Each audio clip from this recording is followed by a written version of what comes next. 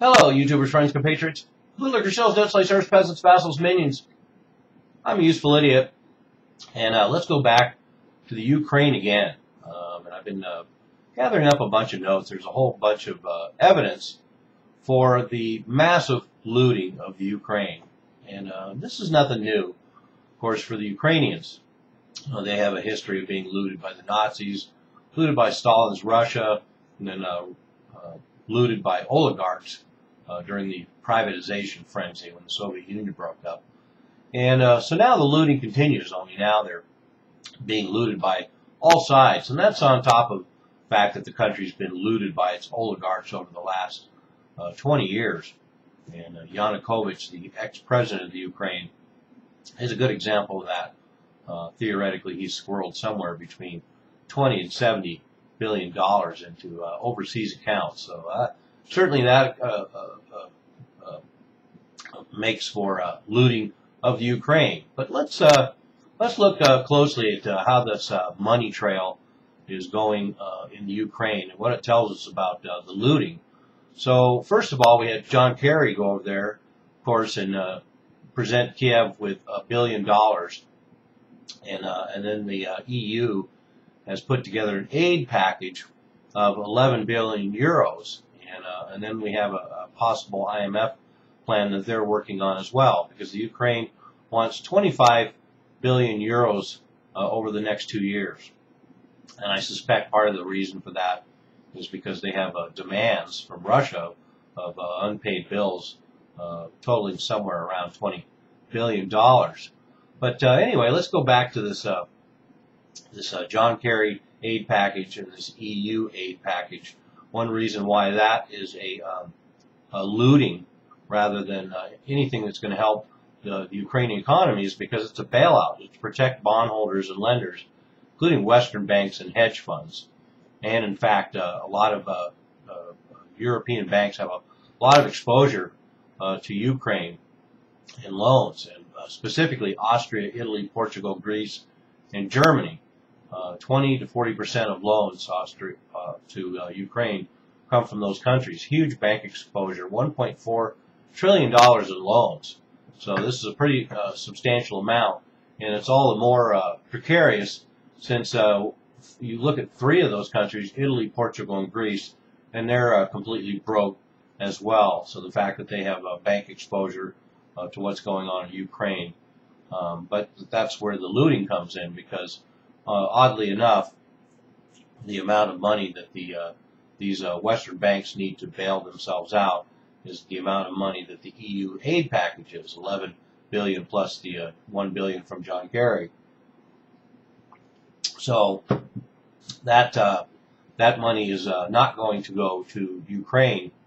It's going to bail out Western banks. And also part of the EU package will be to pay off the $2 billion that Ukraine owes Russia's state-owned Gazprom natural gas company.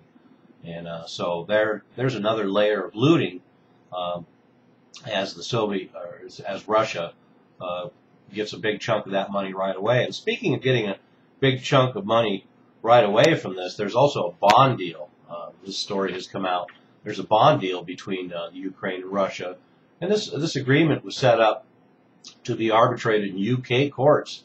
So it's very, especially enforceable, and that was very good foresight by Russia. The clause kicks in when the West or the IMF extends a large loan, and $3 billion will go straight to Russia. So there's another $3 billion that will be looted from the Ukraine. And that's not to mention the fact that everyone knows that Ukraine has one of the most corrupt governments in the world, and it continues to have one of the most corrupt governments in the world. So a lot of this money will be siphoned off by the oligarchs, and none of it will go to actually help the Ukrainian people.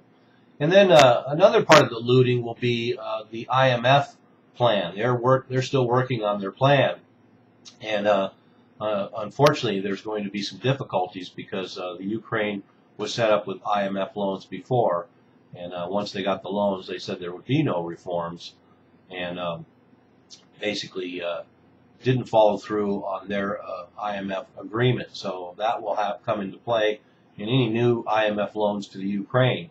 So right now, the IMF is looking at anything from 1 billion to 15 billion euros. And like I say, 12 billion euros of that is coming due to these European banks in Austria, Italy, Portugal, Greece, and Germany. And but the IMF loan, should it come through, will be with an austerity plan. So once again, we will have Ukraine put under the yoke of debt slavery, this time to the West, and an austerity plan that includes reducing pensions from $160 to $80 a month, cut social services, lay off government workers, cut funds for education, devalue the currency, and open up their markets to Western corporations. And that's what this is all about. This is about looting the Ukraine. And this IMF plan, as usual, will help that, because now all the assets that were stolen and looted by the oligarchs in privatization in the post-Soviet Union world are now going to cash in their chips and once again take this these looted assets and sell them off to Western companies. And Western companies are particularly interested in agriculture, and so part of the looting of the Ukraine that's continuing now is, once again, is these Western companies are going to go in there. The IMF is going to open the door for this. We already have an agreement with the EU and Ukraine, and these Western companies are going to swarm in there. And in fact, a lot of Western companies are already going in there. Ukraine signed a $10 billion shale gas agreement with U.S. Chevron, and just last January there was a similar deal with Shell.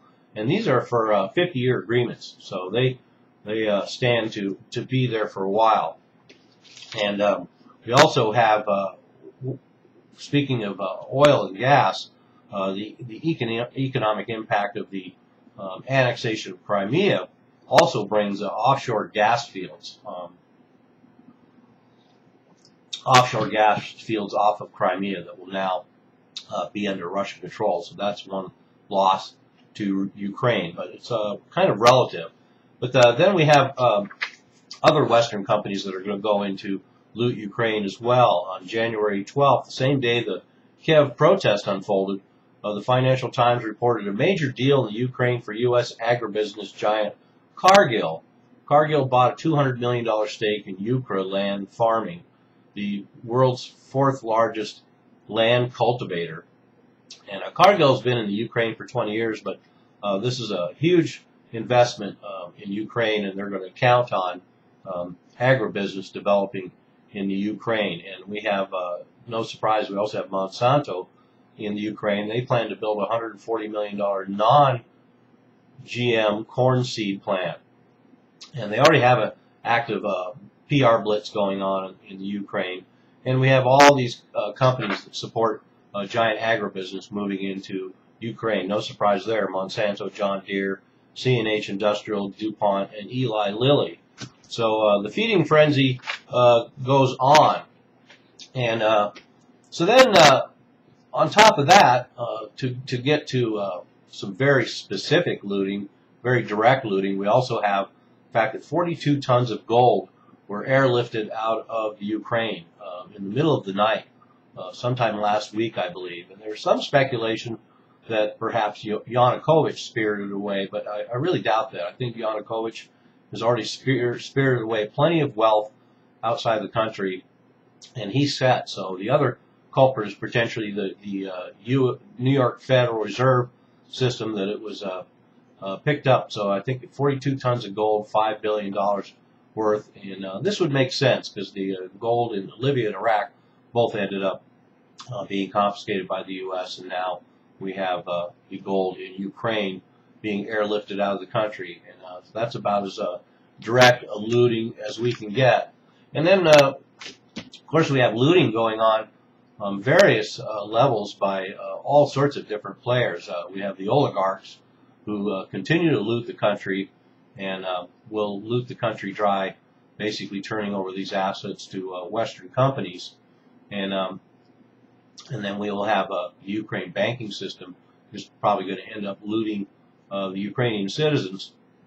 And then this move to the EU is not going to be a panacea or cornucopia. It's going to be very painful for the Ukrainian middle class and lower class and working class, and they're going to really take some hits.